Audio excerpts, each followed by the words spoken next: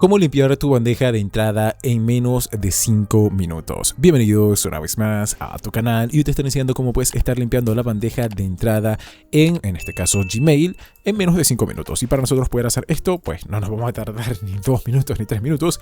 Para nosotros poder estar limpiando nuestra bandeja de entrada tenemos varias opciones. Por ejemplo, en este caso simplemente nosotros deslizar estos correos que tenemos aquí. Vemos que si los deslizamos hacia este lateral se están archivando y si los deslizamos hacia este otro lateral se estaría eliminando. Así que tendríamos esta opción de nosotros ir deslizando así hacia el lateral y estar eliminando todos y cada uno de estos correos. O también tenemos la opción que es mucho más rápida, en este caso, pero va a eliminar todo sin discriminar ningún mensaje, que sería dejar seleccionado alguno de estos correos que nosotros tenemos aquí y luego darle en seleccionar todo.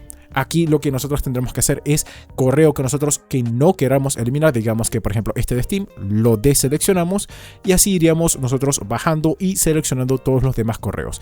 Cuando lleguemos aquí que hay correos que no han seleccionado, volvemos a darle en seleccionar todo y así iríamos bajando y seleccionando todos estos correos que nosotros tenemos aquí. Y una vez que los tengamos, pues simplemente le damos en el apartado aquí de eliminar o borrar y de esta manera nosotros estaremos limpiando o borrando todos los correos que nosotros tenemos en nuestra bandeja de entrada en Gmail. Y así de esta manera también lo podemos hacer en cualquier otro pues mensajería o correo. Y esto fue todo. Si el video te gustó, por favor dale like, comenta si te funcionó el método, suscríbete y dale a la campanita para que no te pierdas ninguno de nuestros videos.